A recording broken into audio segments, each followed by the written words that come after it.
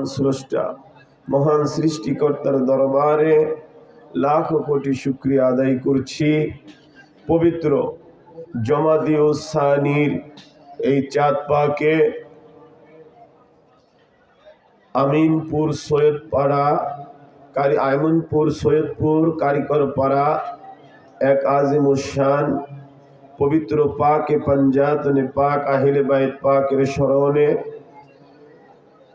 এবং হুজুরে গৌসে পাক এবং আমাদের আকা মৌলা বর্তমান জামানার গৌস জামানার ইমাম সাজ্জাদ নশীন হযরত সৈয়দ শাহ ইয়াসুব আলী আল কাদরি আল বাগদাদি আল হাসানি আল হুসাইনি আল মাদ্দাজিল্লুল আলী তিনার পবিত্র খানদান পাকের দরবার পাকের মুহিব্বিন আশিকান সকলের উদ্যোগে এই বার্ষিক পবিত্র আজিমুশান আহলে বাইত পাকের স্মরণে এই পবিত্র ওয়াজ মাহফিলে দূর দূরান্ত থেকে পীর ভাই পীর বোনেরা এই পবিত্র মাহফিলে আমরা সকলে হাজির হতে পেরেছি, আসতে পেরেছি।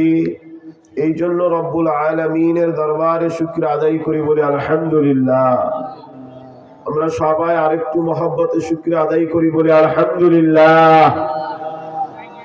কারণ এই আলহামদুলিল্লাহ শুকর আদায়ের অনেক বড় নিয়ামত। তা সর্বপ্রথম শুরুতেই এই শুকরিয়াতান একটা কথা বলে আমি সামনের দিকে যাই। হযরতে মূসা আলাইহিস সালাতু ওয়াস সালাম তিনার জামানায় হযরতে মূসা নবীর সাথে আল্লাহ তাআলার কথা চলতো। এই জন্য ওনার লকব উপাধি হলো মূসা কালিমুল্লাহ। কালেমা মানে বাক্য, শব্দ। উনি আল্লাহর সাথে বাক্য কথোপকথন চলতো। হযরতে মূসা আলাইহিস সালাতু ওয়াস সালাম তুর পাহাড়ে যাচ্ছিলেন। আল্লাহর হুকুম হয়েছিল আল্লাহ তাআলার সাথে কথা বলার জন্য। তো ইতিমধ্যে পথের মধ্যে আল্লাহ তাআলার এক সৃষ্টি মাখলুক কোনো ব্যাঙের সাথে মূসা নবীর সাক্ষাৎ হয়ে যায়। কিসের সাথে? কোনো ব্যাঙ।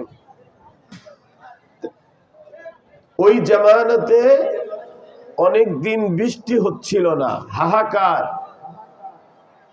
গাছপালা, পশু পাখি, মানুষ, দানব, খাল বিল সব কিছু হাহাকার পানির জন্য। কোন ব্যাঙ মূসা নবীকে জিজ্ঞেস করলো, হে আল্লাহর পয়গম্বর মূসা, আপনি কই যান? বলে, আমি আল্লাহ তাআলার সাথে কথা বলার জন্য তুর পাহাড়ে যাচ্ছি। তা বলে, আপনি তো আল্লাহর সাথে কথা বলেন, তো আপনি একটু আল্লাহ পাককে জিজ্ঞেস করবেন আপনাদের কথা শেষ হওয়ার পরে একটু জিজ্ঞেস করবেন যে আর কতদিন আমাদের ধৈর্য ধারণ করতে হবে, কতদিন পর আল্লাহর এই রহমতের বৃষ্টি পাবো, এই কথাটুকু জিজ্ঞেস করবেন।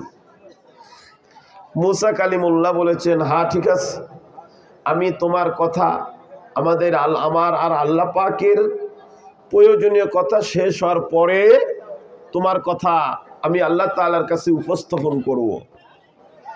হযরতে মূসা আলাইহিস সালাতু ওয়াস সালাম পাকের আল্লাহ তাআলার সাথে প্রয়োজনীয় কথা শেষ হওয়ার পর হযরতে মূসা আলাইহিস সালাতু ওয়াস সালাম আল্লাহ পাককে বলছেন, হে রব্বে কারীম বারে তাআলা, আমি পথে আসার সময় আপনার এক মাখলুক সৃষ্টি কোনো ব্যাঙ তিনি একটা কথা আপনার কাছে জিজ্ঞেস করতে বলেছেন।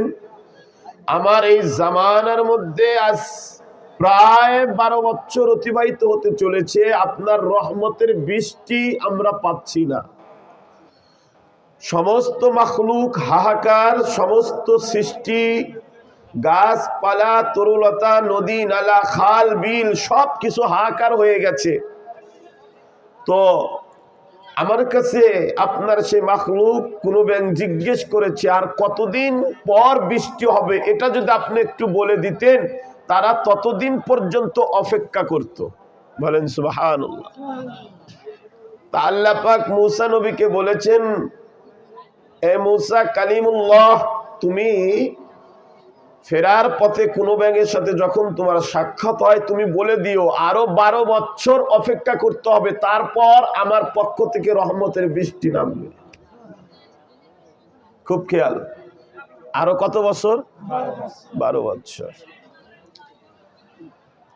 মূসা নবী ফেরার পথে কোনো ব্যাঙের সাথে দেখা অপেক্ষা করতেছে। দেখছেন মূসা নবী সালাম দিয়েছেন, দাঁড়ান আল্লাহর পয়গম্বর, তো আপনি তো আল্লাহ তাআলার সাথে কথা হয়েছে, আমার কথাটা কি বলেছেন?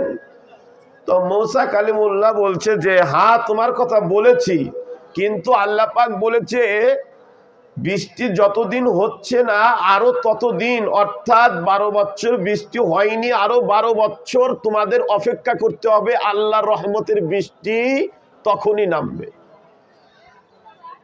কোন ব্যাঙ এত খুশি হয়েছেন এই কথা শুনে, একটু লাফ দিয়ে চিৎকার দিয়ে বলেছেন আলহামদুলিল্লাহ। কি বলেছেন? আলহামদুলিল্লাহ। কোন ব্যাঙ আলহামদুলিল্লাহ বলার সাথে সাথে কয়েক সেকেন্ডের মধ্যে আল্লাহর রহমতের বৃষ্টি নামাও শুরু করছে। আল্লাহর রহমতের বৃষ্টি নামাও প্যাস লাগছে কিনা? এখন মূসা নবীর মুখটা মলিন হয়ে গেছে, ছোট হয়ে গেছে। এখন মূসা নবী বলতেছে ব্যাপার কি, মিথ্যাবাদী কি আমি হলাম না আমার আল্লাহ হলো? নাউজুবিল্লাহ। তো আল্লাহর কথাই তো আমি তাকে বললাম, তো তিনি শুকরিয়া আদায় করলেন আর রহমতের বৃষ্টি নামা শুরু হলো কয়েক সেকেন্ডের মধ্যে, এখানে কি হলো? তো কোন ব্যাঙ খুশি, সমস্ত মাখলুক খুশি, সব তরুলতা খুশি, গাছপালা খুশি। মূসা নবী আবার ফের গিয়েছেন তুর পাহাড়ে। তুর পাহাড়ে গিয়ে সেজদায় পড়ে গেছেন, বলেন এ রব্বে কারীম, ব্যাপার বুঝলাম না, কি হয়েছে? আপনি আমাকে বললেন যে 12 বছর অপেক্ষা করতে বলো, আমি সেই কথা গিয়ে বললাম, তো আপনি কয়েক সেকেন্ডের মধ্যে বৃষ্টি নামিয়ে দিলেন আপনার রহমতের।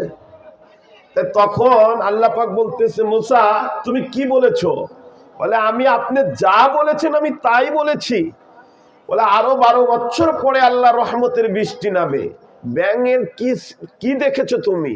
বলে এই কথা শুনে তোমার কাছে যে ব্যাঙ বলেছিল কোন ব্যাঙ আমার মাখলুক, খুশি না বেজার? বলে খুশি হয়েছে। বলেন না সুবহানাল্লাহ। কি হয়েছে? খুশি হয়েছে। ব্যাঙ একটু লাফ দিয়ে আরো জোরে আল্লাহর শুকরিয়া আদায় করেছে, আলহামদুলিল্লাহ। তা বলে আল্লাহ পাকের কাছে মূসা বলতেছে রব্বে কারীম, এখানে কি ব্যাপার হলো? বলে মূসা আমি তোমার কাছে বলেছি 12 বছর, কিন্তু আমি 12 সেকেন্ডও অপেক্ষা করতে পারি নাই, আমি আল্লাহ আবার বৃষ্টিকে হুকুম দিয়েছি, বৃষ্টি বর্ষিত হওয়া শুরু করেছে। বলে মূসা নবী বলে আল্লাহ ব্যাপারটা বুঝলাম না, তুমি যখন বলেছিলে যে বৃষ্টি হচ্ছে না কবে হবে বলে দেন, তো আমি যখন বললাম আমার এই কথা শুনে আমার এই মাখলুক তিনি একটুও ভাবেন নাই তার ক্ষতি হবে, আরো কষ্ট হবে, আরো ধৈর্য ধারণ করতে হবে, সঙ্গে সঙ্গে তিনি রবের খালেকের মালিকের শুকরিয়া আদায় করেছেন। আমি আল্লাহ খুশি হয়ে গেছি, আমি আল্লাহ তৎক্ষণই 12 বছর আর অপেক্ষা করি নেই, অনুমতি দিয়েছি যে 12 সেকেন্ডের মধ্যেও যেন দেরি না হয়, আমার রহমতের বৃষ্টি নামায়া দাও। এটার কারণ ইশকের খেলা, মোহাব্বত, ঈমান এবং আল্লাহর প্রতি দৃঢ় বিশ্বাস, এবং বান্দা আমি আপনি সুখে থাকি আর দুঃখে থাকি, কষ্টে থাকি আর আরামে থাকি, ভালো থাকি আর মন্দ থাকি, সব সময় আমরা আল্লাহ পাকের শুকরিয়া আদায় করব। বলেন আলহামদুলিল্লাহ, ঠিক কিনা?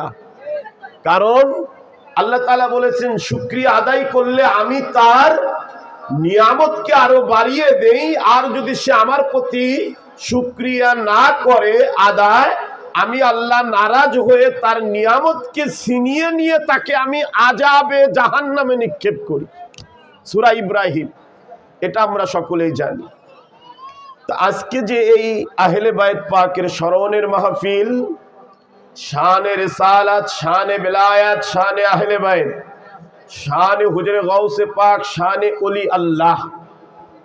তা আমার টপিক, আমার বিষয় দিয়েছেন, একটু বলতে বলেছেন যে আমরা যারা মেদিনীপুর দরবার শরীফ, আসলেই কারণ এই বাংলাদেশের 64টা জেলার মধ্যে জরিপ করলে দেখা যাবে রাজবাড়ী আর পাবনা জেলার আংশিক আমরাই একমাত্র মেদিনীপুর দরবার শরীফের পরিপূর্ণভাবে আকীদা এবং আমার হুজুর কেবলার অনুসরণ করে থাকি। কথা বলেন ঠিক কিনা? এখন এক শ্রেণীর লোক মনেই করেছেন যে মেদিনীপুর দরবার শরীফের জন্যই শুধু আহলে বাইত। এই কথাগুলো আমার আগে থেকে না বলে নিলে মনে হয় কি যেন অপরিপূর্ণ থেকে গেল, কেউ মনে হয় বুঝতেছে না।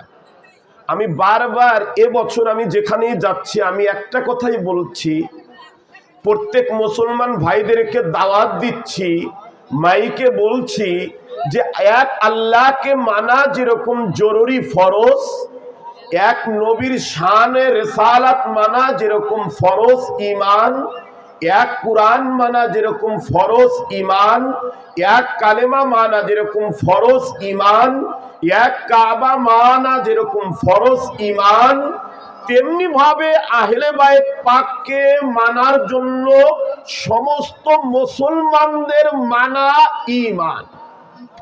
আমার কথা বুঝতেছেন? আহলে বাইত পাকের মহব্বত করা, এটা আমরাও জানতাম না। এই মেদিনীপুর দরবারে না আসলে 50 বছর আগেও আমরা কারবালা চিনতাম না, চিনতাম না। 50 20 বছর 30 বছর আগেও আমরা এত হাই হুসাইন করতাম না, কারণ আমাদের এগুলো শিক্ষা দিয়েছেন আমাদের পীর ও মুর্শিদ বড় মালিক পাক হযরত সৈয়দ শাহ রশিদ আলীউল কাদেরী আল বাগদাদী আল হাসান। কথা বলেন ঠিক কিনা ভাই? আমরা তো এই আকীদায় ছিলাম না, আমরাও তো জানতাম না আহলে বাইত পাক কি, কিন্তু আমাদেরকে উনি বায়াত করে নিয়ে দেখিয়েছেন যে আমি থাকবো না, আমি একদিন চলে যাব, কিন্তু তোমরা যেন ভুল না করো, তোমাদেরকে আমি আহলে বাইত পাকের দামানে রেখে যাব। কথা বলেন?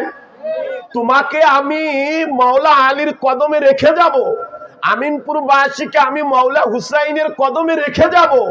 আমি শুধু আমার পর্যন্ত সীমাবদ্ধ না, আমি তোমাদের গাউসে পাকের কদমে রেখে যাব।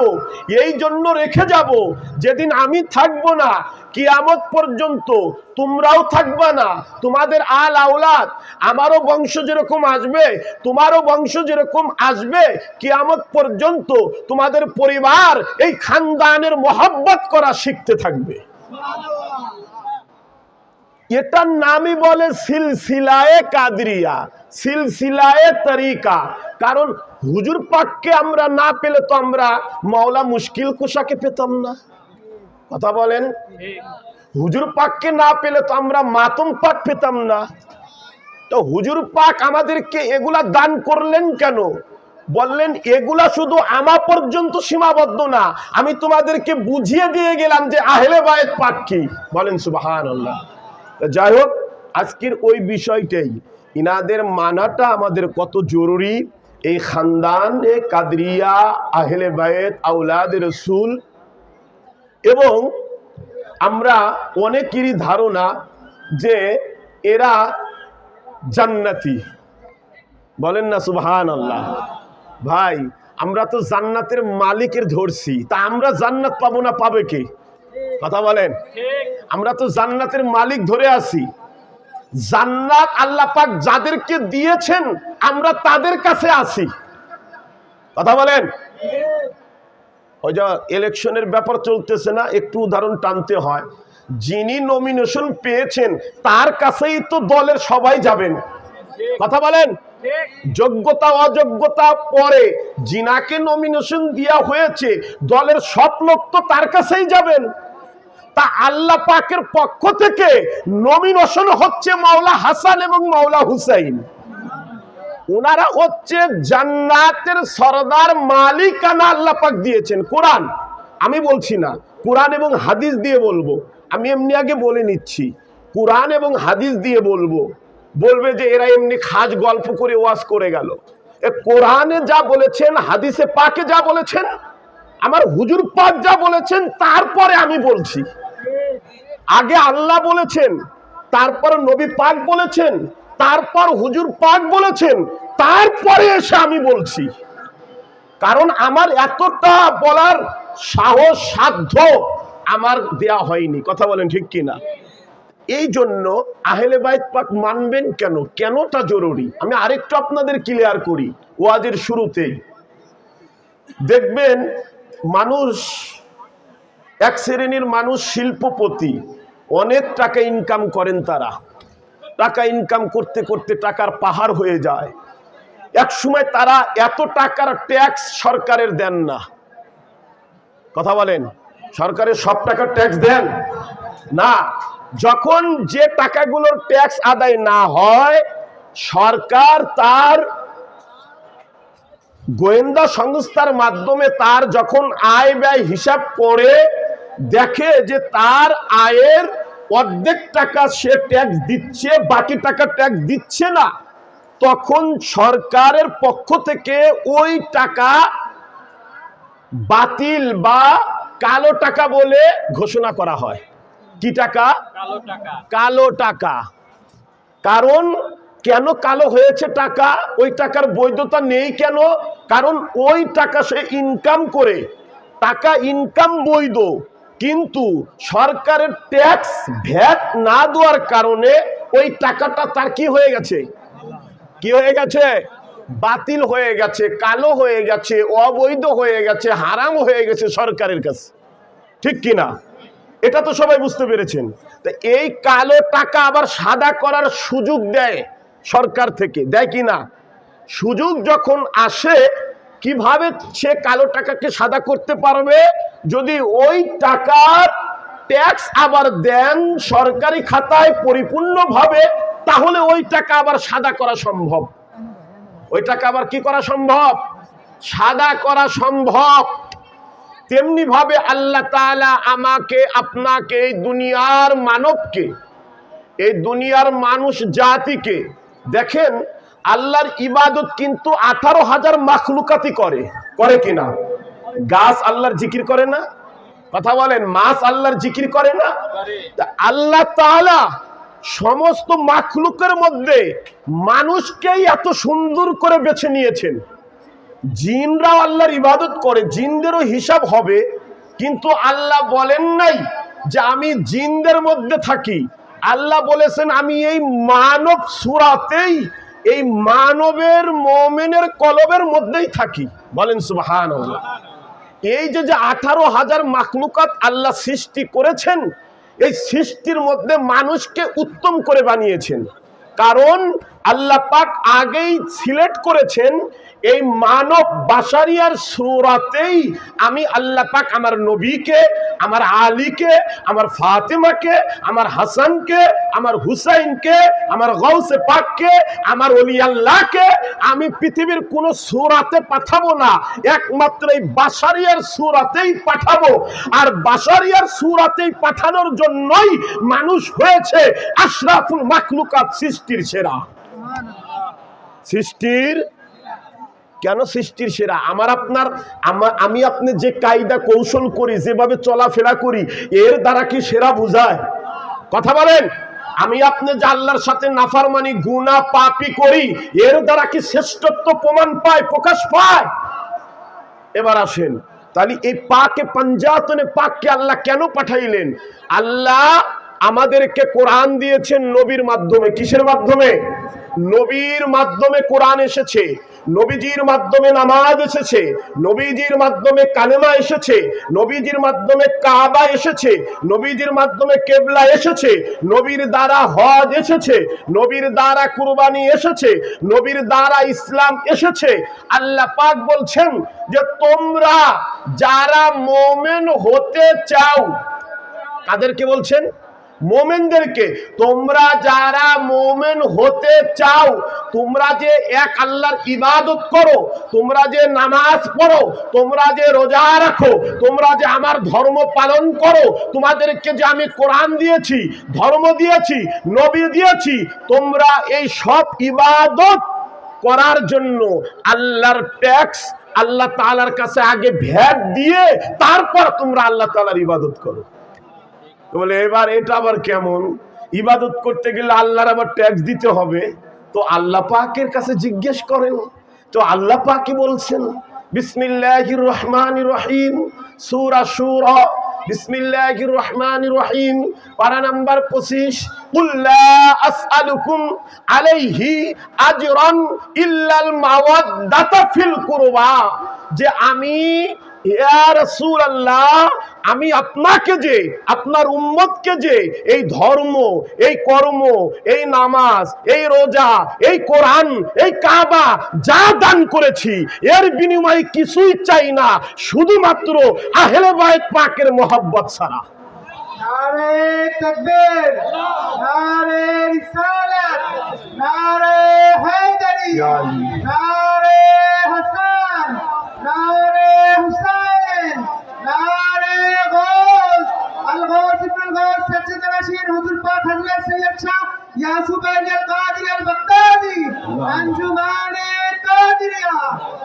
এই যে আমরা যা করছি, এর বিনিময় আমাকে আপনাকে আল্লাহ পাক সবার আগে বলেছেন যে আলীকে, মৌলা আলীকে, ফাতিমাকে, হাসানকে, হুসাইনকে তোমরা মোহাব্বত করে তারপর আমার ইবাদতের নামাজে দাঁড়াও। আমি আরো আপনাদের ক্লিয়ার করব, এই যে ট্যাক্স ভ্যাট, এটা হচ্ছে আহলে বাইত পাকের মোহাব্বত। উনাদের মোহাব্বত ছাড়া যেরকম কালো টাকা সাদা করার জন্য ট্যাক্স আদায় করতে হয়, তেমনি ভাবে আপনার ইবাদতকে আল্লাহ পাকের দরবারে গ্রহণযোগ্যতা করানোর জন্য, বৈধতা করানোর জন্য আহলে বাইত পাকের মোহাব্বত ছাড়া আমার আপনার ইবাদত আল্লাহ তাআলার কাছে বৈধতা হবে না। আমার আপনার টাকা যেরকম সরকারের কাছে ট্যাক্স ছাড়া বৈধতা হয় না, তেমনি ভাবে দুনিয়ার যত আমল, দুনিয়ার মানুষের যত ঈমান ততক্ষণ পর্যন্ত আল্লাহর দরবারে কবুল, গ্রহণ, বৈধতা পাবে না যতক্ষণ পর্যন্ত ওই ঈমানের মধ্যে, ওই আমলের মধ্যে, ওই নামাজির মধ্যে, ওই হাজির মধ্যে, ওই আলেমের মধ্যে মাওলা আলী, মাওলা হাসান, মাওলা হুসাইন, আহলে বাইত পাকের মোহাব্বত না ঢুকবে ততক্ষণ পর্যন্ত তার ইবাদত হারাম, তার ইবাদত আল্লাহর দরবারে অবৈধ, তার ইবাদত আল্লাহর দরবারে কবুল হবে না। কথা বুঝছেন এটা? এবার আসেন যে ওলি আল্লাহর কাছে যাবেন কে? এক শ্রেণীর আলেম বলে যে আপনি তো নামাজ পড়লেই যথেষ্ট, আপনার ওলি ধরতে হবে কেন? কথা বলেন, বলে কিনা? আমি আপনাদের কাছকে বুঝাবো যে এই যে আওলাদে রসুল, অনেকে মনে করে যে নবীর বংশ নাই, নবীর বংশ নাই। এই যে নবীজির বংশ আজও পৃথিবীতে আছে, আমরা কেউ খোঁজারই চেষ্টা করতেছি না। কথা বলেন, মেদিনীপুরে আমরা যারা আলেম বা আমরা যারা ওয়াজ করি, আমরা যারা এই দরবারের গোলাম গোলাম গোলাম দাবি করি, গোলাম হতে পেরেছে কিনা জানি না, গোলাম বলি, হুজুর পাক গোলাম কবুল করলে তারপরেই গোলাম হব, ঠিক কিনা? তো এই যে মেদিনীপুরের দরবারে আমরা যারা বলি আমার হুজুর পাক আওলাদে রাসূল, এ তো আজকে বলি নাই, আমরা কত স্টেজে, সোশ্যাল মিডিয়াতে, মাইকে বলি, কেউ তো আসলো না যে উনারা কিভাবে আওলাদে রাসূল আমাদের কাছে বলেন তো। কথা বলেন, কথা বলেন। কারণ আমার মওলা পাকের জবান আমাদের মৌলা পাক হুজুর পাক যে আওলাদ রাসূল, এই হুজুর পাকের আমাদের সাজারা শরীফ, সাজারা পাক, তিনার বাবা করতে করতে মদিনাওয়ালা কান্নিওয়ালা পর্যন্ত চলে গেছে। কথা বলেন। তা আমি ওই বিষয়ের দিকেই যাব। তো আমরা বলি যে ওলির কাছে যেতে হবে কেন? ভাই, ওলি আল্লাহর কাছে গেলে কি হয় জানেন? আপনার ঈমান তাজা হয়। ঈমান কি হয়?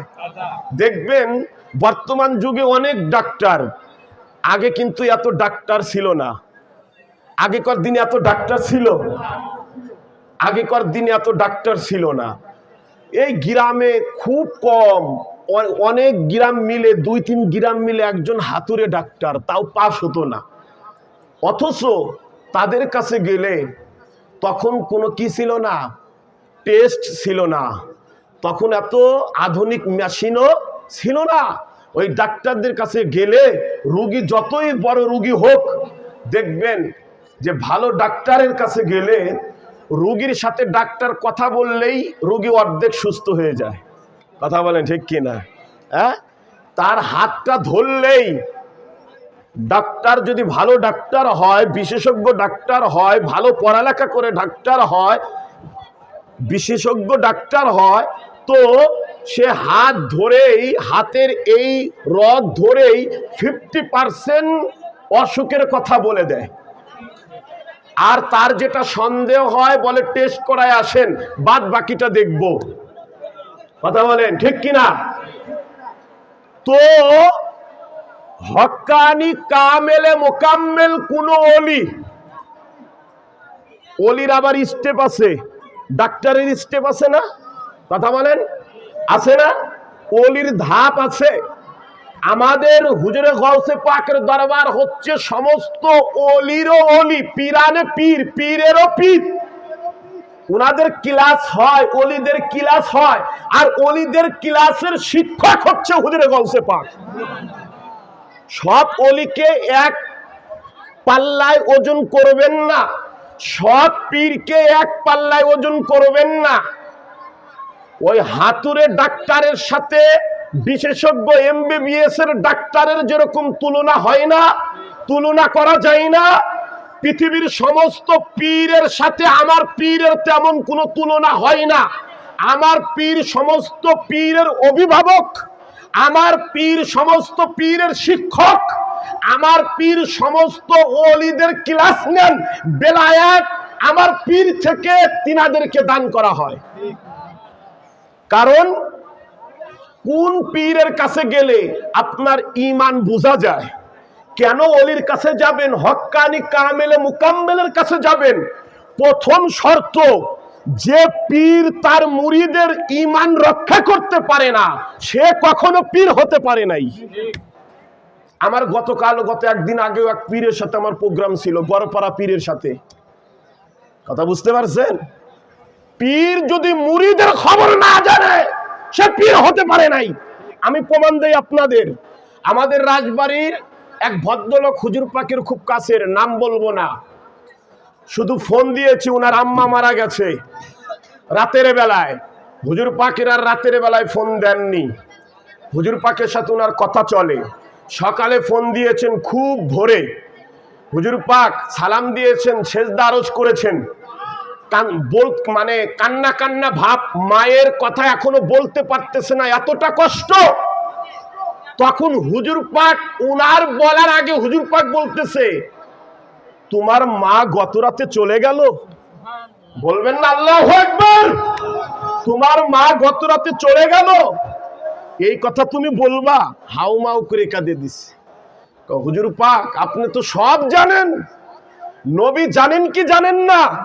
কথা বলেন, নবী জানেন কি জানেন না? মাওলা আলী জানেন কি জানেন না? গাউসে পাক জানেন কি জানেন না? সেই নবীর ঘরওয়ালা, সেই নবীর রক্ত, সেই নবীর নূর হুজুরে পাক আওলাদে রাসূল।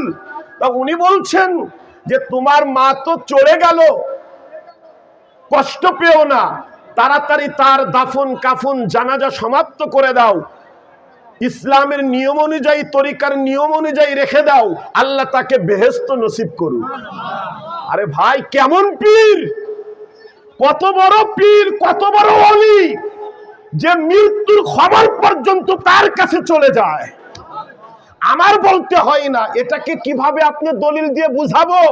এটা তো দলিলের ব্যাপার না, এটা পীর আর মুরিদের ইশকের ব্যাপার, কলবের ব্যাপার। এটার দলিল দেব কিভাবে আপনারা বলেন? আশেকের কাছে কোন পীরের ভালোবাসার জন্য কুরআন হাদিসের দলিল খুঁজতে হয় না। যদি দলিল খুঁজতে হতো, মালিক ইবনে সিনান উহুদের ময়দানে রক্ত খাওয়া হারাম, উনি রাসূল পাকের দন্দান মুবারক যখন শহীদ হলো, রাসূল পাকের জবান থেকে, গাল মুবারক থেকে যখন তাজা রক্ত জমিনের মধ্যে টপ টপ করে পড়তেছিল, মালিক ইবনে সিনান সাহাবীদের মধ্যে একজন দৌড়ে এসে আল্লাহর রাসূলের রক্ত জমিনে পড়তে দেয়নি, দু হাত তুলে মুনাজাতের মতো করে রক্ত হাতের মধ্যে রেখে আঙ্গুল দিয়ে, জিহ্বা দিয়ে রাসূলের পাকের তাজা রক্ত চেটে চেটে খেয়ে ফেলেছে। চেটে চেটে খাওয়ার পর অন্য সাহাবীরা জিজ্ঞেস করেছে, ইয়া রাসূলুল্লাহ, আপনার এই মালিক ইবনে সিনান এটা কি করলো? আল্লাহ রাসূল বলে, কি করেছে? বলেছে, আপনার দন্দান মুবারক শহীদ হওয়ার পর, পড়ে যাওয়ার পর আপনার গাল থেকে রক্ত বের হয়েছে টপ টপ করে। রক্ত খাওয়া তো হারাম, তাজা রক্ত তিনি খেয়েছেন। আল্লাহর রাসূল বলেছেন যে তোমরা যদি জান্নাতের কোন লোক দুনিয়া থেকে দেখতে চাও, আমার এই মালিক ইবনে সিনানকে দেখে নাও। মালিক ইবনে সিনান দুনিয়া থেকেই জান্নাতি। সাহাবারা অবাক, ইয়া রাসূলুল্লাহ, ইয়া হাবিবাল্লাহ, মালিক ইবনে সিনান এটা করলো, আপনি তাকে জান্নাতি বললেন। আল্লাহ রাসূল বললেন, এখানে কোনো দলিল আসে নাই। মালিক ইবনে সিনানের ইশকের মধ্যে নূরে মুহাম্মদ ঢুকে গেছে। নূরে মুহাম্মাদের ইশকেতে মালিক ইবনে সিনান তার ভালোবাসায়, তার মহব্বতে, তার এই রক্ত জমিনে পড়া বেয়াদবি সহ্য করতে পারে নাই, সে নিজে খেয়ে ফেলেছে। এবার বলবেন ওই সাহাবী শিরক করলো, বেদাত করে ফেলেছে, নবীর এত মহব্বত করলো, নবীর এত ভালোবেসে নবীর তাজা রক্ত খেয়ে ফেললো। এই যে ওলি আল্লাহ, আমার পীর, আমার মুর্শিদ, উনার সামনে এখানে যদি কোনো অন্য তরিকার লোক হয়ে থাকেন, আপনাদের সালাম, আপনাদের সেলুট, আপনাদের দাওয়াত দিচ্ছি। যে তরিকার লোক হন, যত বড় আলেম হন, আপনাদের দাওয়াত দিয়ে যাচ্ছি। আপনি শুধু আমার হুজুর কেবলা পীর ও মুর্শিদের সামনে গিয়ে দাঁড়ান, আপনার মধ্যে কতটুকু ঈমান আছে আমার হুজুর পাক মেপে ফেলবে, দেখে ফেলবে, জেনে যাবে। যেরকম মানুষের জ্বর আসলে থার্মোমিটার দিয়ে তার জ্বরের পরিমাপ মাপা হয়, ওলি আল্লাহর চেহারার সামনে গেলে ওলি আল্লাহ একজন সাধারণ মুসলমানের তেমনি ভাবে ঈমানটাকে নির্ণয় করতে পারে, তার মধ্যে কতটুকু ঈমান আছে। পীরের কাছে কেন যাবেন? আল্লাহ পাক বলেছে ওলির চেহারা দেখাও ইবাদত। বলেন সুবহানাল্লাহ। সাহাবারা জিজ্ঞেস করলো, ইয়া রাসূলুল্লাহ, দুনিয়াতে আল্লাহওয়ালা চিনবো কিভাবে? আল্লাহর ওলি চিনবো কিভাবে? আল্লাহওয়ালা দেখবো কিভাবে? সবাই তো দাবি করবে আমি আল্লাহওয়ালা, সবাই তো দাবি করবে আমি মুমিন, সবাই তো দাবি করে আমি মুত্তাকিন। আল্লাহর রাসূল বলে, হে আমার সাহাবারা শুনে রাখো, দুনিয়াতে যাদের চেহারা দেখলে সঙ্গে সঙ্গে আল্লাহর কথা মনে পড়ে যায়, নিঃসন্দেহে সে একজন আল্লাহওয়ালা। বলেন সুবহানাল্লাহ। যার চেহারা দেখলে মানুষ সবকিছু কি হয়ে যায়, ভুলে যায়। তা আসুন ভাই, নবীর খানদান, নবীর আহলে বায়েত, নবীর আহলে বায়েত শুধু মেদিনীপুর দরবারের জন্য নয়। আল্লাহ পাক যেরকম কায়নাতের খালেক, আল্লাহর নবী যেরকম কায়নাতের রহমত, মাওলা আলী তেমনি কায়নাতের মাওলা। মাওলা হাসান এবং হুসাইন বলা হয় নাই যে উনরা শুধু একটা জান্নাতের সরদার, আটটি জান্নাতের মালিক সরদার আল্লাহ পাক উনাদেরকে বানায়া দিয়েছে। একটা জান্নাতের কথাও বলা হয় নাই। উনার আম্মা ফাতিমাতুজ জাহরা, উনিও 8টি জান্নাতের সরদারনি, উনিও সরদার। বলেন সুবহানাল্লাহ। ভাই, আপনি সঠিকটা বুঝবেন না কেন, মানবেন না কেন? কারণ আল্লাহ পাকের কথা, আমি মোল্লার তো কোনো ওয়াজ আপনাদের করছি না। এই জন্য আসুন আল্লাহ পাক কোরআনে কি বলে দেখেন। বিসমিল্লাহির রহমানির রহিম। ইন্না আতাইনাকাল কাউসার। বলেন সুবহানাল্লাহ। ছোট্ট একটা সূরা না বাবা? এই সূরা তো সবাই মাশাআল্লাহ পারেন। এই সূরা দিয়ে আমরা তো সবাই বেশিরভাগ সাধারণ মানুষ সূরা ইখলাস আর সূরা কাউসার এই দুটো আমাদের সবারই মুখস্থ। কথা বলেন, গুরুত্বপূর্ণ সূরা এই দুইটাই কিন্তু। সূরা ইখলাস তাওহীদের দলিল আর সূরা কাউসার নবীর খানদানের দলিল। সূরা কাউসার আহলে বাইত পাকের দলিল। দেখেন আহলে বাইত পাককে আল্লাহ কোন জায়গায় কিভাবে ফিট করে রাখছে এই আয়াতে তরজমায়। আমি এই আয়াতের শানে নুজুলটা আগে বলি। কেন এই আয়াতটা আল্লাহ পাক এই সূরাটা নাজিল করেছেন? আল্লাহর রাসূল জনাবে মুহাম্মদুর রাসূলুল্লাহ সাল্লাল্লাহু আলাইহি ওয়াসাল্লাম। আমার ওয়াজ কি জোর হচ্ছে আজকে? এভাবে বললে হবে? আচ্ছা ঠিক আছে, শরীরটাও বেশি ভালো না। তো যাই হোক, মাওলা পাক যদি বাদ বাকি সময় বলান, পীর ও মুর্শিদের হুজুর পাকের নজর যদি থাকে ইনশাল্লাহ বলবো। আল্লাহর রাসূল পৃথিবীতে আসার আগেই মক্কা নগরীর মধ্যে ধর্মের কোনো ঢৌ ছিল না। কথা বলেন ঠিক কিনা? মানুষ মুশরিক, আগুন পূজা, পাহাড় পূজা, মূর্তি পূজা, ঘর পূজা, সাগর পূজা, গাছ পূজা, পাথর পূজা, বিভিন্ন পূজায় লিপ্ত ছিল। আর এক শ্রেণীর লোক কোনো পূজাই করত না, কিছুই মানত না, তাদের কোনো ধর্মই ছিল না। আল্লাহ রাসূল যখন পৃথিবীতে আসলেন 40 বছর উনি ইসলাম ধর্ম গোপনে দাওয়াত দিয়েছেন, আর 23 বছর দাওয়াত দিয়েছেন প্রকাশ্যে। যখন 23 বছর প্রকাশ্যে উনি দাওয়াত দিয়েছেন, তখন উনার প্রকাশ্যে শত্রু শুরু হয়ে গেল। উনার চাচাই উনার শত্রু, আবু জাহেল, আবুল আহাব, তারাই উনার প্রথম শত্রু, প্রথম কাতারের শত্রু। যখন আল্লাহ রাসূল ইসলামের দাওয়াত দিচ্ছেন, মক্কার কাফির মুশরিকরা রাসূলের পাকের ধিক্কার দিচ্ছেন যে এই যে মুহাম্মদ পাগল, নাউজুবিল্লাহ মিন যালিক, যে উনি এসে উনার ধর্ম প্রচার করতেছে, অথচ আমাদের বাপ দাদার ধর্ম আমরা কবে থেকে করি, আমাদের ধর্ম নাকি মিথ্যা, উনার ধর্ম নাকি সত্য, উনার আল্লাহ নাকি এক, উনার কালেমা আলাদা। এটা কি বলে? মুহাম্মদ পাগল হয়েছে। মানুষ এটা বলতেছে আর বলতেছে যে মুহাম্মাদের ধর্ম বেশি দিন টিকবে না, সর্বোচ্চ 20 থেকে 30 বছর, 40 বছর এইভাবে বলা বলি করে। ইতিমধ্যে আল্লাহ রাসূল যখন মক্কা থেকে মদিনায় হিজরত করলেন, রাসূলের পাকের শাহজাদা হযরতে ইব্রাহিম 10 থেকে 12 বছর বয়সে উনি আল্লাহর ডাকে সাড়া দিয়ে চলে গেলেন, ইন্তেকাল করলেন, পর্দা নিলেন। যখন উনি পর্দা নিলেন, মক্কার কাফের মুশরিক আরো বেশি থেকে বলতে লাগলো যে এই দেখো রাসূলে পাক মুহাম্মদ আবতার। মুহাম্মদ কি? আবতার। আবতার মানে নির্বংশ। কি বংশ? সবাই বলেন কি বংশ? নির্বংশ। আমরা যেটা বলছিলাম না, মুহাম্মাদের ধর্ম বেশি দিন থাকবে না, এই দেখো তার পুত্র, তার সন্তান, তার শাহজাদা, তার আওলাদ চলে গেল। তার মানে উনি যে কয়দিন আছে উনার ধর্ম সেই কয়দিন থাকবে, এরপরে আর এই ধর্ম থাকবে না, এই ধর্মের অস্তিত্বও থাকবে না, আমাদের ধর্মই সঠিক, আমরা এটা পালন করে যাব।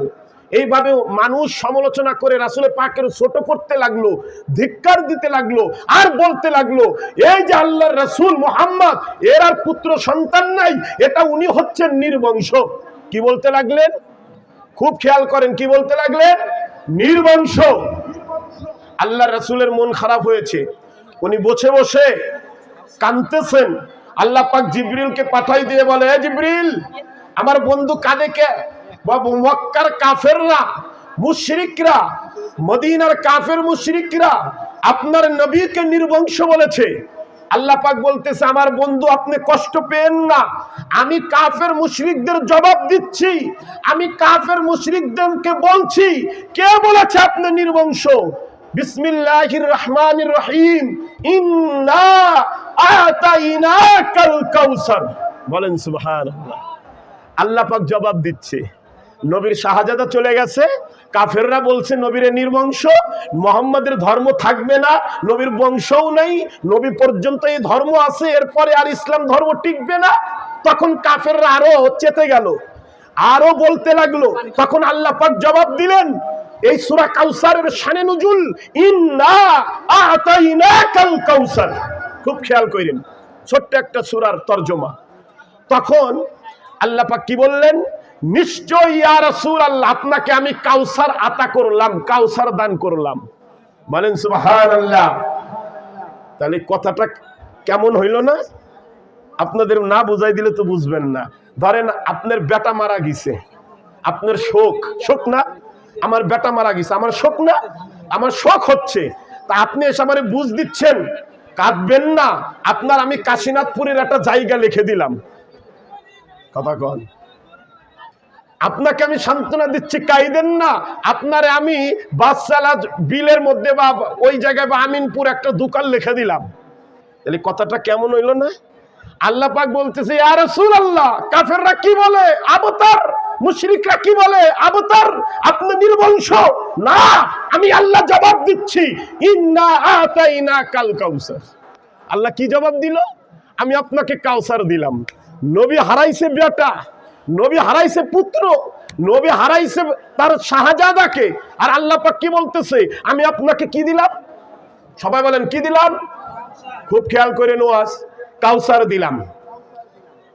তারপরে ফাসাল্লি লিরাব্বিকা ওয়ানহার, আপনি এই কাউসার পেয়ে আল্লাহর দরবারে নামাজ পড়ে শুকরিয়া আদায় করবেন, এবং ওয়ানহার, এবং কুরবানি করবেন। নবীকে নির্দেশ দিচ্ছে কে? আল্লাহ পাক। ইন্না শানিয়াকা হুয়াল আবতার, যারা আপনাকে নির্বংশ বলে, আমি আল্লাহ বলতেছি তারাই নির্বংশ। এ জবাব কার? এ জবাব দিচ্ছে কে? এ জবাব বলছে কে? কার কথা বলছে? যারা আপনাকে বলছে নির্বংশ, তারাই হচ্ছে দুনিয়ার মধ্যে নির্বংশ। আপনি চিন্তা করবেন না। এবার আসেন, এই যে কাউসার, আল্লাহ বললেন, এদিকে নবীর শোক, বেটা হারা, আর আল্লাহ পাক নবীকে বললেন আমি আপনাকে কাউসার দান করলাম। এবার কাউসার মানে কি? কাউসারের ব্যাখ্যায় আসেন। ফুকায়ে কেরাম, তাফসীর কারক, বিভিন্ন মুফাসসির কেরাম এই সূরা আল কাউসার, এই আল কাউসারের এক একজন এক এক ভাবে ব্যাখ্যা তাফসীর করেছেন। আমরা ম্যাক্সিমাম লোক জানি এটা হচ্ছে হাউজে কাউসার। কথা বলেন, জীবন ভরে খালি এটাই শুনে আসছি বেশি, ঠিক না? যে এই কাউসার মানে হাউজে কাউসার। এই কাউসার মানে শুধু হাউজে কাউসার না, আজকে থেকে জেনে যান এই কাউসার কি। এক মুফাসসিরে কেরাম বলেছেন এই কাউসার মানে জান্নাতের মধ্যে যারা জান্নাতি হবে, জান্নাতে যাবে, জান্নাতের মধ্যে ছোট ছোট নদী থাকবে। এই কিছু কিছু নদীর নাম থাকবে, নাহারের নাম থাকবে, নদীর নাম থাকবে, ওই নদীর নাম রাখা হয়েছে কাউসার। জান্নাতের নদীর নাম, কথা বলেন, নদীর নাম কাউসার। কেউ কেউ কাউসার মানে বলেছেন ঝর্ণা। কি বলেছেন? ঝর্ণা। যে ঝর্ণা শুধু পড়তেই থাকে, এর কোনো শেষ নাই, শুধু ঝর্ণা বয়েই যায়, প্রবাহিত হতেই চলে। কেউ কেউ মুফাসসিরে কেরাম এই কাউসারকে বলেছেন হাসরের ময়দানে আল্লাহ একটা হাউস বানায়া রাখছে। কি বানায়া রাখছে আল্লাহ পাক? হাউস। এটাকে ইংরেজিতে বলে ট্যাঙ্কি। 3 তলা, 5 তলা, 2 তলা, 1 তলা টাঙ্কি বসাই না? ওই টাঙ্কি থেকে টয়লেটের পানি সাপ্লাই, কিচেনের পানি সাপ্লাই, ওজুর পানি সাপ্লাই, গোসলের পানি সাপ্লাই, পাইপের ট্যাপের মাধ্যমে। আল্লাহ পাক বলতেছে তোমাদের জন্য যারা জান্নাতি, জাহান্নামীদের জন্য কিন্তু কাউসার না, যারা জান্নাতি তাদের জন্য আল্লাহ হাসরের ময়দানে একটা হাউস বানায় রাখছে। কেউ কেউ মুফাসসিরে কেরাম বলেছেন ওই হাউসটার নাম আল্লাহ পাক দিয়েছেন কাউসার। এই জন্য বলা হয় ওই হাউসটার নাম হাউজে কাউসার। বলেন সুবহানাল্লাহ। তাহলে আমরা 3টা অর্থ পেলাম। অনেক অর্থ আছে, যেরকম নামাজের আরবি ডিকশনারিতে 52টা অর্থ পাওয়া যায়। কতটা? এরকম আরবিতে কোরআনের এক একটা শব্দ, বর্ণ, ওয়ার্ড, একাধিক অর্থ আরবি ডিকশনারিতে পাওয়া যায়। মুফাসসিরে কেরাম করেন। এবার কেউ কেউ বললেন এই কাউসার, হাউজে কাউসার, হাসরের ময়দানে যে হাউস তার নাম। কেউ বললেন এটা ঝর্ণা, কেউ বললেন এটা জান্নাতীর নদীর একটা নাম। এবার এমন একজন এই কাউসারের একটা অর্থ করেছেন যিনি এমন মুফাসসিরে কেরাম ইমামে ফখরুদ্দিন রাজি রহমাতুল্লাহি আলাইহি, ওনার তাফসীর এই কাউসার মানে কাসরায়ে আওলাদ, এই কাউসার বুঝানো হয়েছে মা ফাতিমাতুজ জাহরাকে। কেউ বলেছেন হাউজের নাম কাউসার, কেউ বলেছেন জান্নাতির নদীর নাম কাউসার, কেউ বলেছেন কাউসার ঝর্ণা। আর ইমামে ফখরুদ্দিন রাজি উনি বলতেছেন এই কাউসার এমন ঝর্ণা, এমন হাউস, এমন নদী যে মা ফাতিমাতুজ জাহরাই হচ্ছেন এই কাউসার।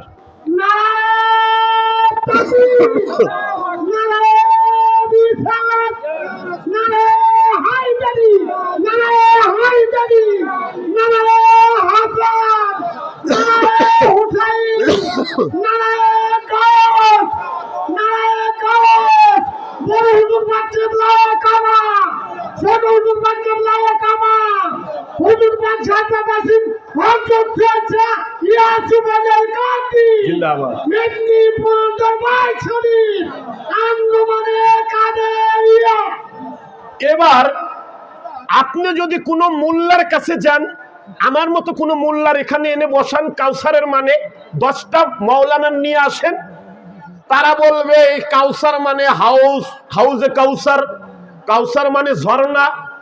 কিন্তু তারা 10টাও মিনিং করতে পারেন, কিন্তু এই কাউসার মানে ফাতিমাতুজ জাহরা কাসরায়ে আওলাদ। ইমামে ফখরুদ্দিন রাজি রহমাতুল্লাহি আলাইহি উনি বলছেন এই কাউসার মানে কাসরায়ে আওলাদ, মা ফাতিমাতুজ জাহরার কাউসার।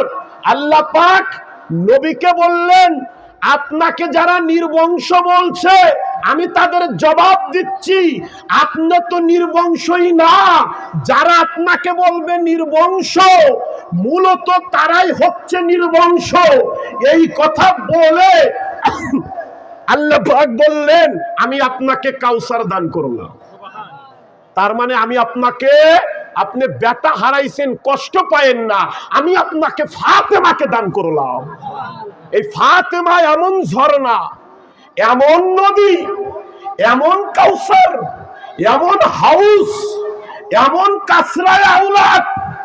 আপনারে যারা নির্বংশ বলে এই কাউসার দ্বারা, এই ঝর্ণা দ্বারা, এই নদী দ্বারা, এই কাসরায়ে আওলাদ মা ফাতিমাতুজ জাহরার আওলাদ, কিয়ামত পর্যন্ত আমি আল্লাহ আপনার বংশকে ফাতেমার ঝর্ণার দ্বারা জারি রাখবো, ফাতেমার আওলাদ দ্বারা জারি রাখবো।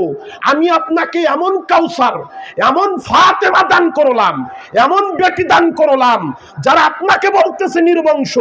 এই ফাতেমার আওলাদ দ্বারা ওদের বংশ তো শুধু মক্কাই থাকবে, ওদের বংশ শুধু মদিনাই থাকবে, মক্কা মদিনার বাইরে যাবে না। আমি আপনি যখন কোনো সন্তান জন্ম দেই, আমিনপুরের মধ্যে আমার বংশ থাকে, সর্বোচ্চ রাজবাড়ী জেলায় বংশ যায়, সর্বোচ্চ ঢাকার জেলায় বংশ যায়, সর্বোচ্চ বাংলাদেশের মধ্যে আমাদের বংশ সীমাবদ্ধ থাকে, ঠিক কিনা? আল্লাহ পাক বলতেছে ওদের বংশ এই জায়গায় নিস্তব্ধ করে দেব, ওদের বংশ বিস্তার আর হবে না। আমি আপনাকে এমন কাউসার দান করলাম, এমন কাসরায়ে আওলাদ দান করলাম, এই বংশ দ্বারা, এই আওলাদ দ্বারা ফাতেমার আওলাদ শুধু মক্কায় নয়, মদিনায় নয়, আল্লাহর রাসূলের আওলাদ মক্কাতে আছে, মদিনাতে আছে, ইরাকে আছে, ইরানে আছে, হিন্দুস্তানে আছে, মিশরে আছে, লেবাননে আছে, ইংল্যান্ডে আছে, ফিলিস্তিনে আছে। এমন কোন পৃথিবীর দেশ নাই যেখানে ফাতিমাতুজ জাহরার নবীর আওলাদ নাই।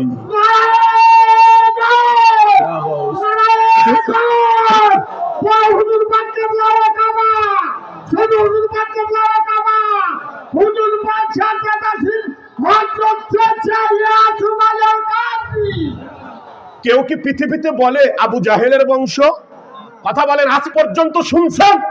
কেউ কি পৃথিবীতে বলে আবু লাহাবের বংশ? কেউ পৃথিবীতে বলে যে আবু সুফিয়ানের বংশ? কেউ পৃথিবীতে বলছে মুআবিয়ার বংশ? কেউ পৃথিবীতে পরিচয় দিচ্ছে ইয়াজিদের বংশ? কিন্তু পৃথিবীতে যারা আমার নবীর শানে বেয়াদবিমূলক এখনো কথা বলে যে নবীর বংশ নাই, তারা হচ্ছে ওই আবু জাহেলের কাফেরের বংশ। কারণ তারা ওই সময় আমার নবীকে বলেছিল নির্বংশ আবতার। ওই তাদের রক্তই, তাদের সন্তানরাই আজও আমার নবীকে বলতেছে নির্বংশ। যারা আমার নবীকে বলে নির্বংশ, তারা ওই কাফের মুশরিকের বংশ। কারণ এই কথা কোনো মুসলমানের ছিল না, এই কথা কোনো মুমিনের না, এই কথা হচ্ছে কাফের মুশরিকদের কথা যে আল্লাহর নবী নির্বংশ। নাউজুবিল্লাহ।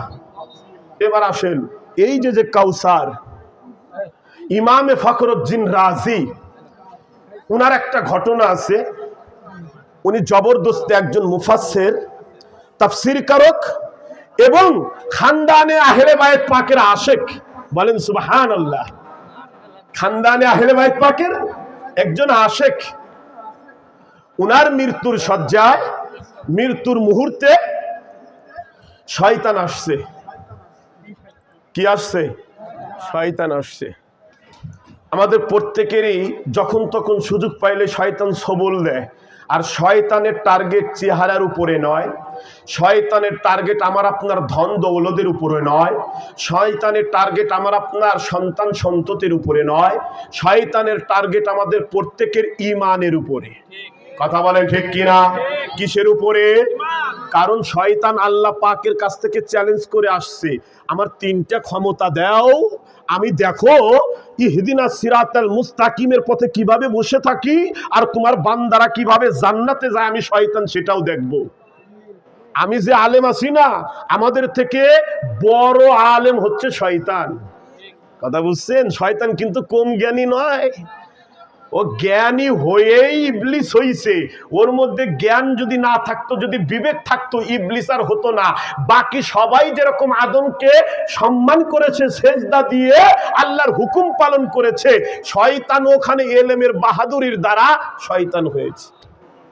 এবার আসেন, ইমামে ফখরুদ্দিন রাজি রহমাতুল্লাহ আলাইহি, ওনার মৃত্যুর আগে শয়তান আসছে, ধাওয়া দিচ্ছে, ওয়াসওয়াসা দিচ্ছে, ধোঁকা দিচ্ছে। কি বলে?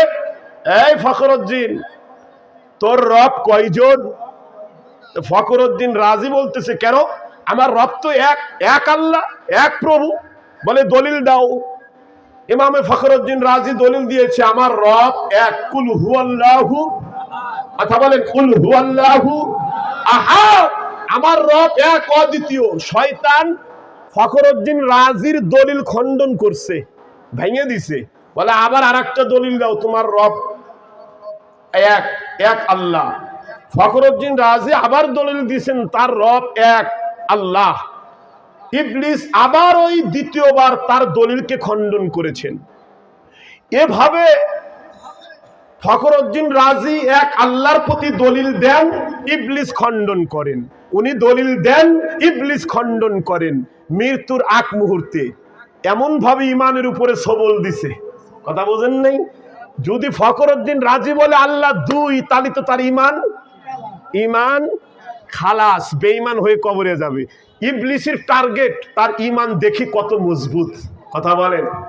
ফখরুদ্দিন রাজিকে দলিল দেয় আল্লাহ এক, ইবলিস খণ্ডন করে, আবার দলিল দেয়, আবার খণ্ডন করে। এরকম দলিল দিতে দিতে 360টা দলিল দিছে ফখরুদ্দিন রাজি আল্লাহ এক। যতবার দলিল দিছে আল্লাহ এক, ততবার ইবলিস খণ্ডন করছে ফখরুদ্দিন রাজির দলিল। এবার বিপদে পড়ে গেছে ফখরুদ্দিন রাজি। উনার মুর্শিদ রুহানি ভাবে, কিভাবে কিভাবে রুহানি ভাবে। আরে যারা মুরিদ হয়, বায়াত হয়, রুহানি ভাবেও তারা তার মুর্শিদ থেকে সাহায্য পায়। আল্লাহ পাক যেরকম কুদরতি ভাবে তার বান্দাকে সাহায্য করে, রাসূল পাক যেরকম রওজা থেকে ইয়া রাসূলুল্লাহ বললে এখান থেকে রওজা থেকে শুনতে পায়, ওলি আল্লাহ তার মাজারে থেকেও আমিনপুরে সৈয়দপুর যারা কষ্টে থাকবে এখান থেকে ডাকবে, আমার মুর্শিদ ওখান থেকে সাহায্যের হাত বাড়ায় দেয়। রুহানি ভাবে তারা সাহায্য করে। যখন ফখরুদ্দিন রাজি 360 বার এক আল্লাহকে প্রমাণ করে, ইবলিস ধাওয়া দেয়, খণ্ডন করে দলিল। ওনার ইমান হেরফের উনি পেরেশানি পড়ে যায়। উনার মুর্শিদ, তিনার নাম ছিল ইমামে নাজিমউদ্দিন কুবরা। উনি বলতেছেন, এই ফখরুদ্দিন, তুই তো ইবলিসের কাছে ধরা খেয়ে যাচ্ছিস। তুই দলিল দিচ্ছিস রব এক, আল্লাহ এক, ইবলিস খণ্ডন করতেছে। তোর দলিল ওর ধার ধারতেছে না, ওর এলেম আরো ঊর্ধ্বে, আরো বেশি। তুই আর দলিল দিবি না, আমার কাছ থেকে উত্তর শুনে নে। ও যদি আবার তোকে বলে তোমার রব এক, দলিল দাও, তুমি ফখরুদ্দিন রাজি বলে দিবা বিনা দলিলে আমার আল্লাহ এক। আল্লাহু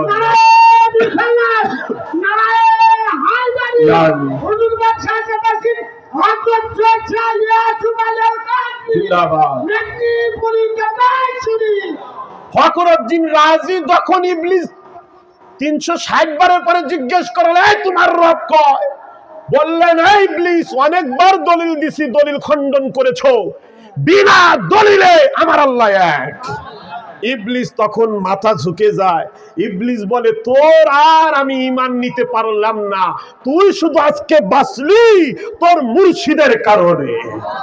খোদার কসম খেয়ে বলে যাচ্ছি, সৈয়দ পীরের পীর ভাই পীর বোনেরা, মেদিনীপুর দরবারে যারা আছেন, যারা বায়াত হয়েছেন, আমরা কেউ আমল এতটা করতে পারি না, আমাদের ঈমান এতটা মজবুত নয়। কিন্তু জেনে রাখেন, শুনে রাখেন, আমি আপনি যখন মৃত্যু সজ্জায় হয়ে যাব, ফখরুদ্দিন রাজির মতো অত বড় মুফাসসির আলেম, অত বড় এলেমদার লোক যদি ইবলিসের ধাওয়ায় পড়তে পারে, আমার আপনার প্রত্যেকের ঈমানের উপরে মৃত্যুর আগে ইবলিস সবল দিবে।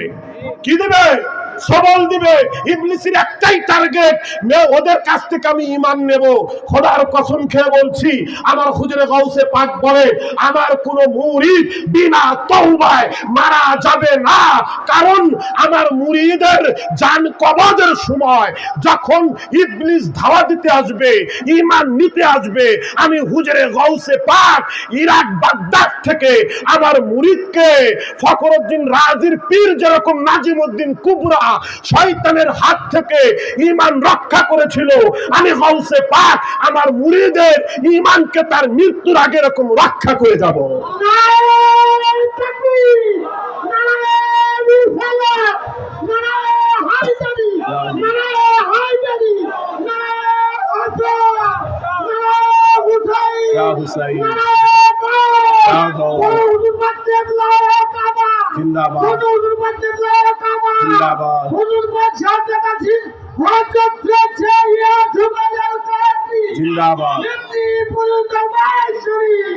আমাদের ঈমান যখন মুরিদ হয়েছি, আমাদের ঈমান আমার হুজুর পাকের রূহানি কদমে দিয়ে তারপর মুরিদ হয়েছি। ঈমানের জিম্মাদার আমার হুজুর পাক কিবলাউ কাবা। কারণ তাহলে এই কথা কেন আসবে? আমার হুজুর পাকরা বলে গেছেন, না হো কবজে রুয়ায়ে খোদায়ে কাদির, সিরহান মে জব তাকে না আজায়ে পীর। আমার যদি খাঁটি মুরিদ হতে পারো, তোমাদের মৃত্যুর সময় যখন আজরাইল জান কবজ করতে আসবে, আমি মুর্শিদ তোমাদের ওইখানে হাজির থাকবো, যেন তোমাদেরকে বেঈমান না বানাইতে পারে। আল্লাহু আকবার। ওই সিনার কাছে, ওই মাথার কাছে আমি মুর্শিদের পাবা রুহানি ভাবে থাকবো, আর আমি তোমাদেরকে ঈমানকে রক্ষা করব, যেন বেঈমান হয়ে কবরে না যাও, কালেমা তওবা পড়ে যেন তোমাদের জানটা বের হয়। কেমন কথা! আল্লাহ পাক বলতেছেন, ফাসাল্লি লিরাব্বিকা ওয়ানহার।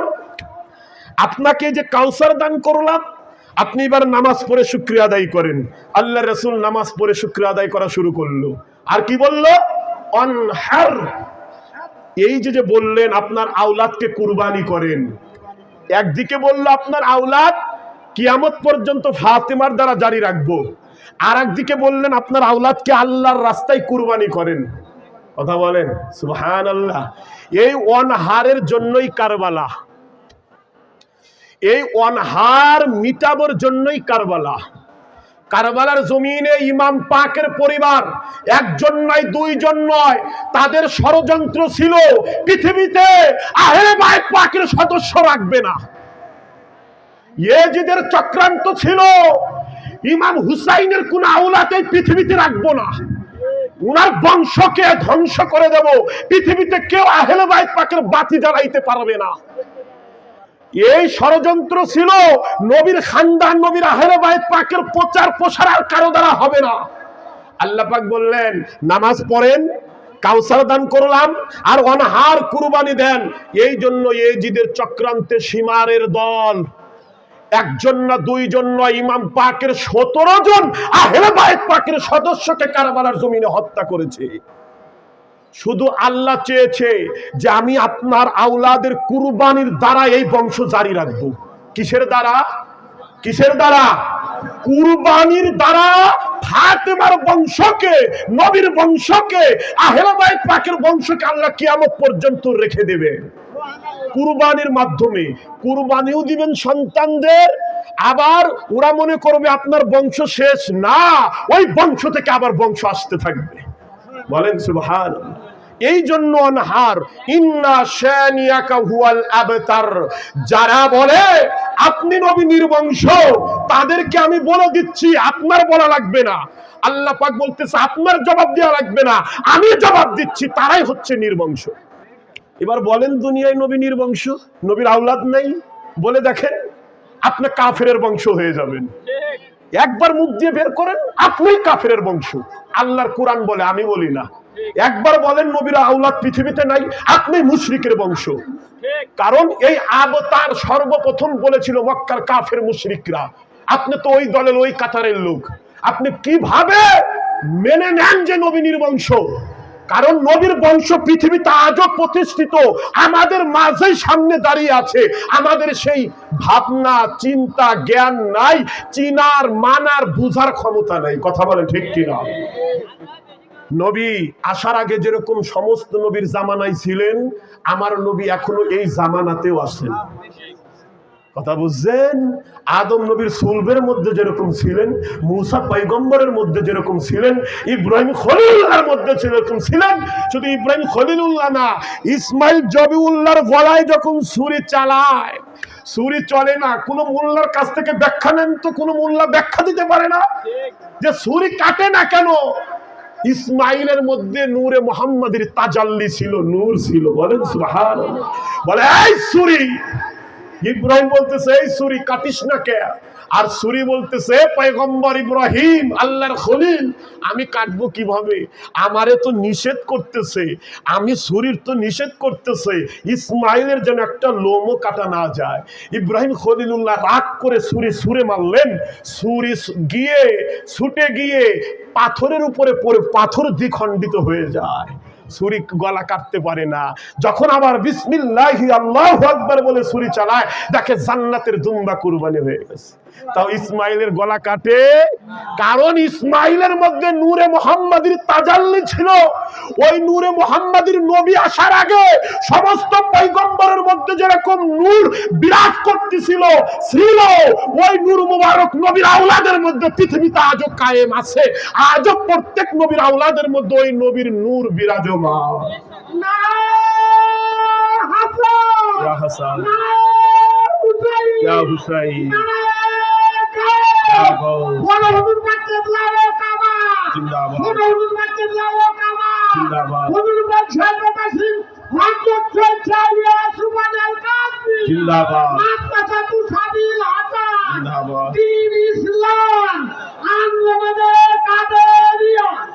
আপনি যদি আল্লাহর মারেফত, হাকিকত, আল্লাহর গোপন বুঝতে চান, আপনাকে আহলে বাইত পাক আগে বোঝা লাগবে।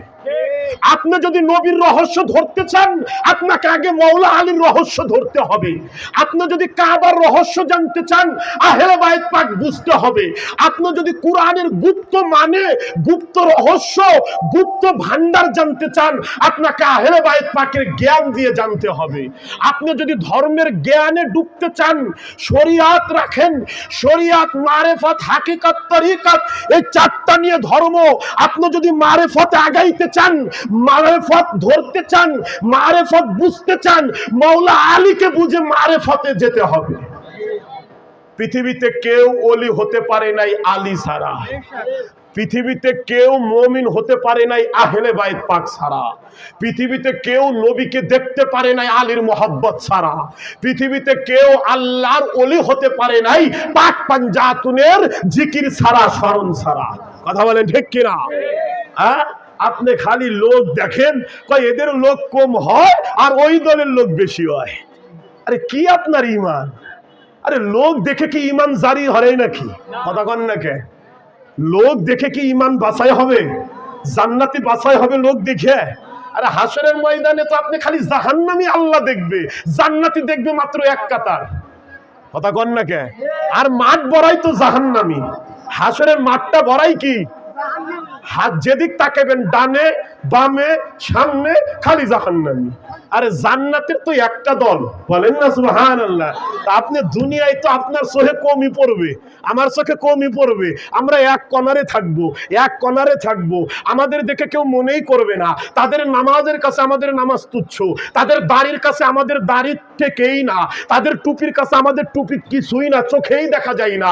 তাদের জুব্বার কাছে আমাদের জুব্বা ছোট, তাদের দাড়ির কাছে আমাদের দাড়ি ছোট, তাদের টুপির কাছে আমাদের টুপি ছোট, তাদের তসবির কাছে আমাদের তসবি ছোট, তাদের সেজদার কাছে আমাদের সেজদা ছোট, তাদের আমলের কাছে আমাদের আমল ছোট।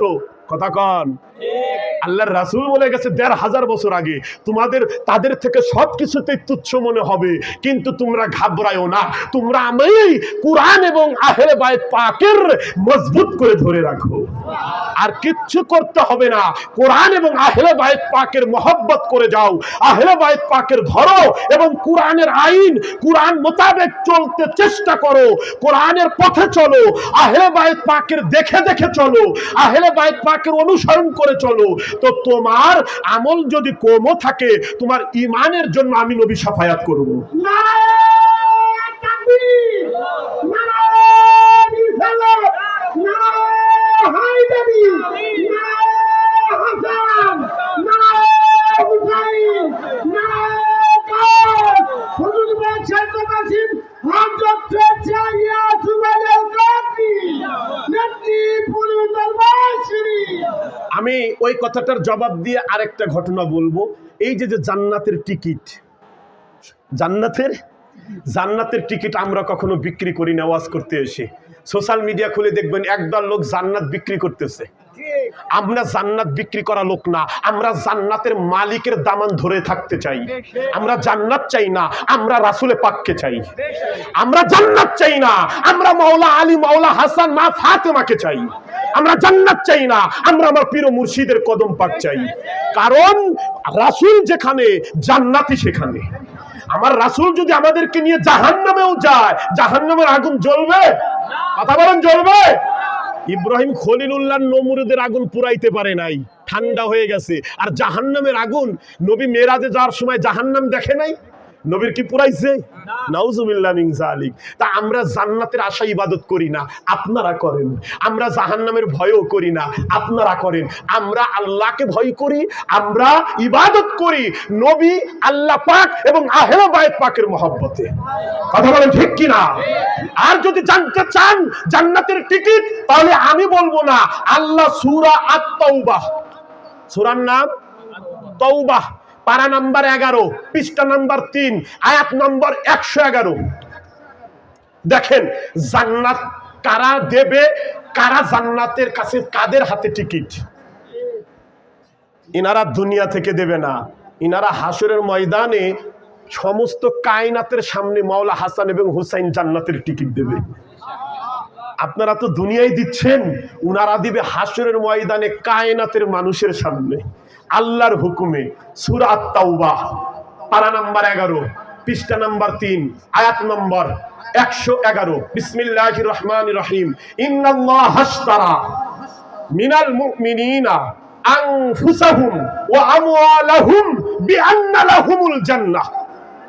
আল্লাহ বলছে, আমি একদল মুমিনের কাছ থেকে তাদের জান এবং মাল, আনফুসাহুম, হুম তোমাদের থেকে, বহুবচন, তোমার থেকে না, তোমাদের থেকে কিয়ামত পর্যন্ত মাওলা হুসাইনের আওলাদ যত আসবে, মাওলা আলীর আওলাদ যত আসবে, রাসূল পাকের আওলাদ যত আসবে, আনফুসাহুম, তোমাদের জান ও আমওয়ালাহুম, তোমাদের মাল আমি নিয়ে আমার জান্নাত তোমাদেরকে দিয়ে দিছি।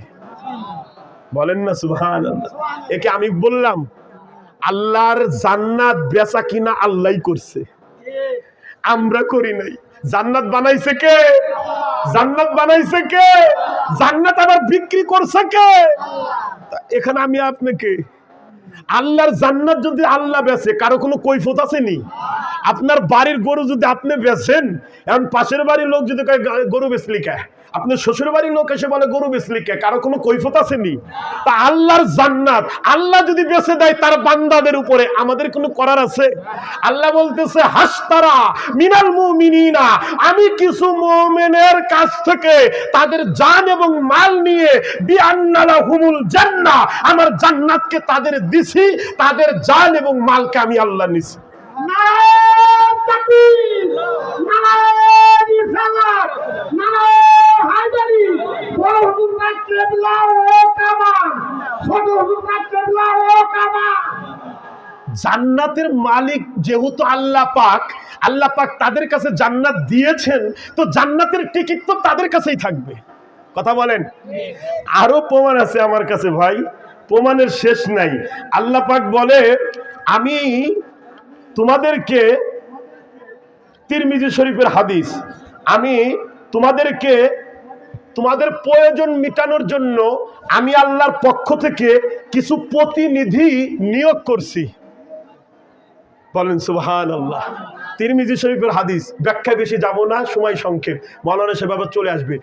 এই যে আল্লাহ পাক বলতেছে, বান্দা তোমাদের কিছু প্রয়োজন মিটানোর জন্য আমি আল্লাহর পক্ষ থেকে কিছু আমার নেককার বান্দা, আমার কিছু খাস বান্দাদেরকে নিয়োগ করছি, তোমরা তাদের কাছে যাবা।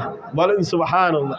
আজকের এই ওয়াজের ভিতরে কিছু ব্যাজধারী লোক আছে না, কথা গান আছেন না, মানে তাদের দেখে বুঝবো তারা আজকে ওয়াজের ভলেন্টিয়ার বা এই কমিটির বিন্দুর লোক, তাই না? তা আপনার যদি কোনো প্রয়োজন হয় আগে তাদের কাছে যাব না? কারণ আমরা সবাই এখানকার মেহমান, তারা আমাদের দেখবে। আল্লাহ পাক বলছে, আমার দুনিয়ার মধ্যে আমি কিছু আমার পক্ষ থেকে ভলেন্টিয়ার ব্যাজধারী আমার খাস গোলাম বান্দা মুমিন পাঠাইছি তোমাদের প্রয়োজন মিটানোর জন্য। তোমাদের যা প্রয়োজন হয় তাদের কাছে গিয়ে বলো, তারা আমার কাছে বলবে, তোমাদের প্রয়োজন মিটে যাবে। তোমাদের প্রয়োজন, তোমরা তাদের কাছে যাও। আল্লাহ যেতে বলছে মুমিনের কাছে, আল্লাহ যেতে বলছে সালিহিনের কাছে, আল্লাহ যেতে বলছে ওলি আল্লাহর কাছে, আল্লাহ যেতে বলছে জান্নাতের মালিকের কাছে, বলছে তাদের মাধ্যমে আসো। এটারও দলিল আছে কোরআনে, ওদিকে যাচ্ছি না। যখন আল্লাহ পাক বললেন যে তাদেরকে যে আমি জান্নাত দিলাম, আরেকটু শোনো তাদের সম্পর্কে। ইকাতিলুনা ফি সাবিলিল্লাহি ফায়াকতুলুনা ওয়া ইকতালুন। বলেন সুবহানাল্লাহ। ভাই, এদেরকে যে আল্লাহ জান্নাত দিবেন, এটা শুধু আমাদেরকে আল্লাহ খবর দেয় নাই, মুসা কালিমুল্লাহ জানে যে জান্নাতের মালিক হাসান এবং হুসাইন। তাওরাতের মধ্যেও ফিত তাওরাত ওয়াল ইনজিল ওয়াল কুরআন, আসমানি কিতাবের এমন কোন কিতাবের মধ্যে নাই যে হাসান হুসাইন জান্নাতের মালিক। নারায়ণ হাসান, নারায়ণ হুসাইন, নারায়ণ দাউদ, হুজুর বাদশাহ নাসির মোহাম্মদ সোচ্চা ইয়াসুফ আল কাদি। এই জন্য শুধু আমরা জানলে তো হবে না, মুসা নবীর উম্মত জান্নাতে যাবে না? কথা বলেন, যাবে না? আদম নবীর উম্মত জান্নাতে যাবে না? এমন কোন নবী নাই যে নবীর উম্মত জানে না হাসান হুসাইন জান্নাতের মালিক। 1,24,000 পয়গম্বরের নবী রাসূল, শুধু উম্মতি মুহাম্মাদের জান্নাতের মালিক হাসান হুসাইন না, হার পয়গম্বর, হার পয়গম্বরের উম্মত, হার মুমিন, হার মুমিনাত, হার মুসলিম, হার মুসলিমাতের মালিক মাওলা হাসান, মাওলা হুসাইন, মা ফাতিমাতুজ জাহরা। আল্লাহু আকবার। ইয়া রাসূলুল্লাহ, ইয়া আলী, ইয়া গাউস,